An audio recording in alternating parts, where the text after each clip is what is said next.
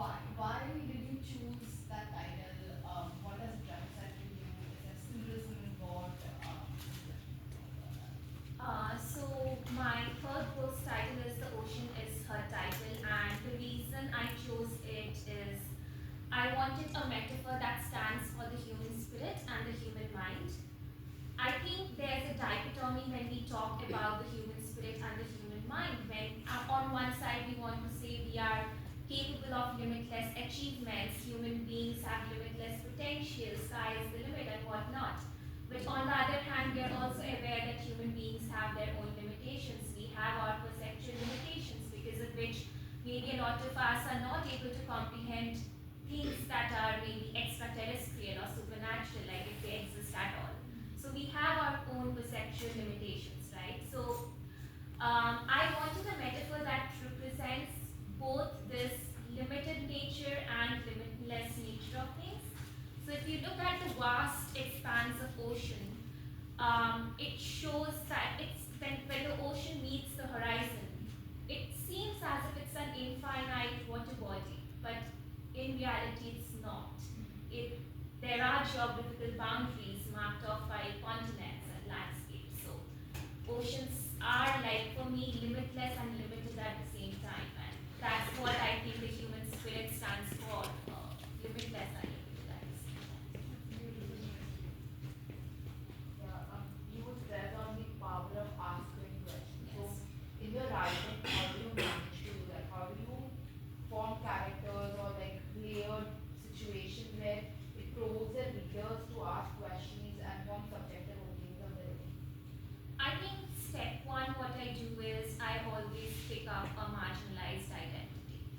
For example, Detectives of Autumn House, it blends queer fiction and detective fiction, and as far as, like, I even talked to professors about this, that is there a piece of work before in literary history where we have queer detective characters, and they said not that they're aware of. So that is an important tool for me to, for example, Ocean is a title, it's about a woman with bipolar disorder, she's neurodivergent. So again, people with mental illnesses, they are not represented that much in mainstream fiction, and even if they are not represented in a way that's very accessible to readers who have not experienced such severe mental illnesses like, let's say, schizophrenia or bipolar disorder, which are very difficult to represent through text or even through visual medium, right? So I just think that the most important thing I do is firstly pick up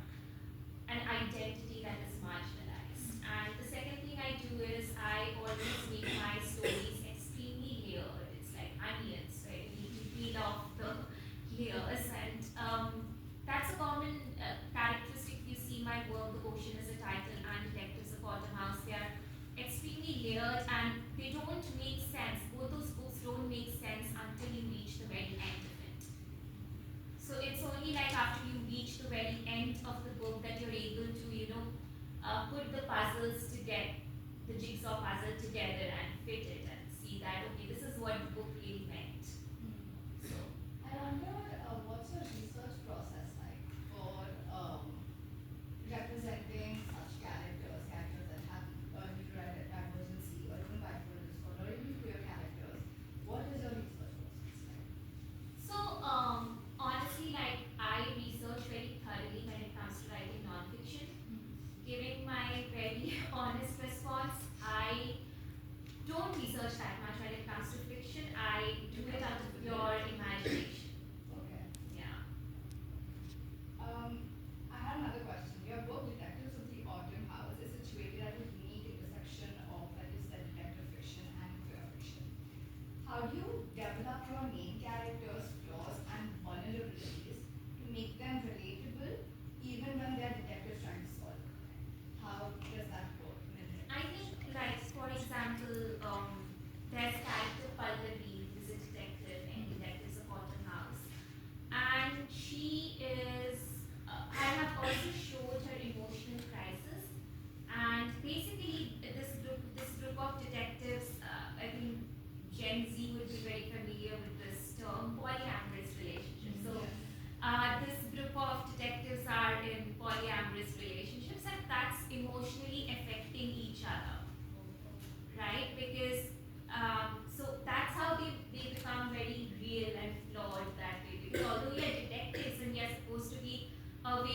emotional entanglements, and because we have characters like Sherlock Holmes and Feluda who are very detached and not very emotionally involved that way. But these are characters who are very emotionally involved with each other. So I think I think emotion very pervasively in whichever character I write. And whenever you bring emotion, it's relatable.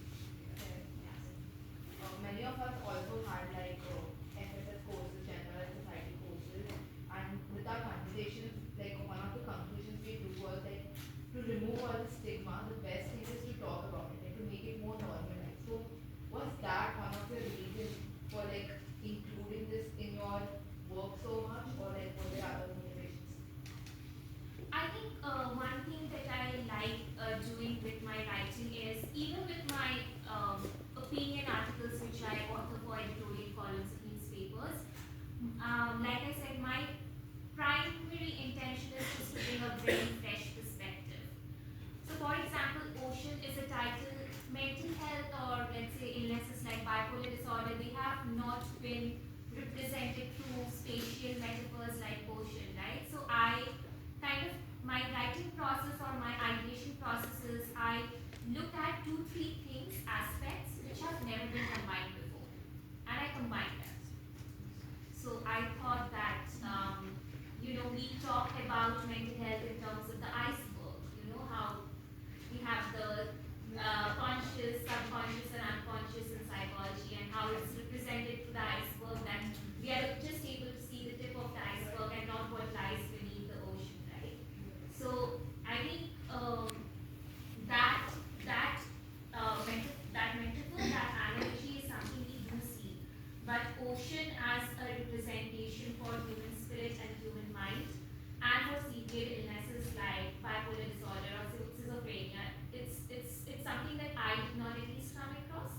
Similarly, for Detectives of Autumn House, I did not come across lead detectives in whatever literature I have studied.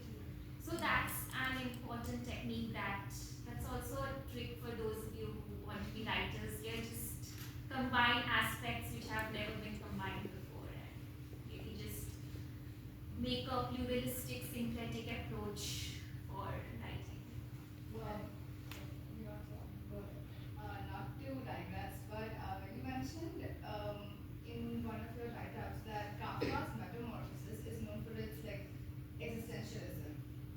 In the postmodern world, even the themes of alienation and unconscious world. Your book, Ocean is her title, also has a very, I would say, tumultuous play on identity, reality, imagination. What about your book strikes as Kafkaesque? Would it strike as Kafkaesque to the readers while also introducing a unique concept in your own writing? So I think Kafka's work is basically concerned with like his Metamorphosis, which is one of the critically acclaimed works. It's about transformation, right, and how it represents existential crisis. So this book, Ocean, is a title, is pretty much about existential crisis and the whole transformation of colony to an oceanic form and back. I think when people compared my work to there was the formal principle and Stephen Spaulding said that it's at par with Kafka's Metamorphosis. I think when people said that, they basically meant how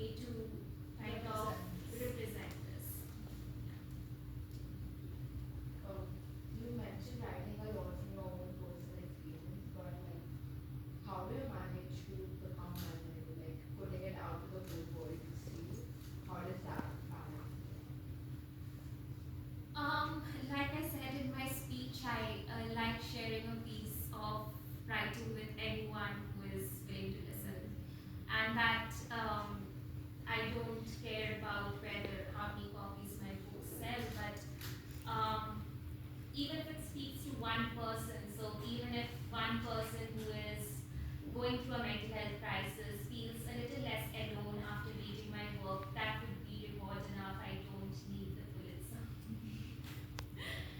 I noticed people jotting questions while you were even changing slides, so I think we should shift to the audience Yeah. for a bit. Questions? Yeah, as someone who has written multiple books, all ranging across different genres, I wondered how different does your first draft look from your final draft, and how do editors per se aid in that process? So, I write around 3 drafts to the max, like not more than that. Usually, what happens is that I face a writer's block after writing 10,000 words and I leave it. So, after I think about the plot more, I revise it and I add like 10,000 words more. So that's how I do it, because after every 10,000 words, I'm like, I can't continue writing this. I'm done with the plot. Like, I face a writer's block after every 10,000 words. So that's my process, that I come with a new plot idea to carry the narrative forward, and then I revise what I had written previously according to that, and then connect forward the thread accordingly. So that, I think, answers your first question about the drafts thing. And as far as editorial intervention is concerned, I'm someone who has not been very open to editorial intervention. Like, it's not because like I'm not like I don't respect I do respect editors' inputs and what they want to change, but um, I'm someone who does not like much editing in my work. Yeah. Yeah, because I write usually from a very vulnerable, personal kind of angle, and then it becomes difficult for me to look at it very objectively in a very factual way. Like, I feel like editors are detached, right? I might be emotionally attached to my work, but for an editor, it's just a piece of writing. It's not, they are not looking at it from that vulnerable lens. So I find it difficult to, I'm open to for readers to read my work, but for editors to point out that, just, And I think it ties back to what you said earlier, not writing, like your ultimate goal is not for like the fame or and market. fortune. Yeah, So it not, makes sense that yeah. you don't prioritize that. No, I don't. Yeah. Yeah. So when it comes to your writing style, are there other authors who have had an influence? And specifically, are there a lot of mystery authors who you would say have had a big influence in your writing style? So, when I was a child, I grew up reading Nancy Drew, Enid Blyton, Feluda, Sherlock Holmes. So these were mostly detective and adventure books, and that kind of formed a foundation in terms of igniting my interest in the detective genre. But I think the writers who have most, I think the writer who has most extensively influenced my work till now is Virginia Woolf, because she uses that stream of consciousness technique. And when I read Orlando, it's I don't know how many of you have read Orlando by Virginia Woolf, but I was fascinated by how an autobiography could be written in, not an autobiography, sorry, it's a biography of a friend, Rita Sackville West, which could be, it was written in such an innovative way that I was fascinated. And another writer who really inspired me was Italo Calvino's If on a Winter's Night a Traveler. It's written in such a frame narrative way where, again, like, you cannot make sense of what's going on in the story until the very end. So that technique, that approach of not being very understandable to the reader until the very end, I think that is reflected in my work. Yeah. What are your thoughts on the landscape of queer literature right now? We discussed that there's not enough out there, but not just pertaining to fiction, even non-fiction. Where we are now. I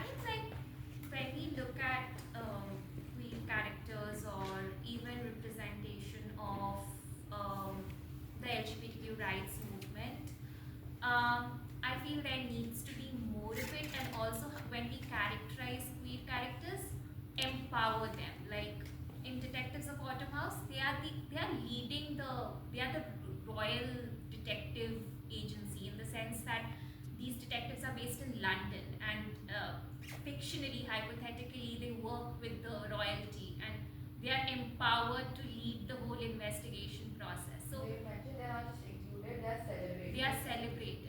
So I don't think we have enough of that. Like we do have inclusion of queer characters, but what about empowering them to take the very lead in narratives? So I think that can change and be expanded upon a bit more. That is true. Like we now do see them being involved, but it's usually from a very suppressed or From a, it's more like from the sidelines, or more from a like struggle point of view. from a struggle point of view, and And more also like, kind of identity is yeah. also becoming something subject of remorse, Yeah. or it's often set from a point of tragedy. Yeah. But in this, it's not only that their queerness is a central part of the plot, but it's not the only part of the plot. The detective fiction also takes a very striking place in the book. I think that's also really interesting.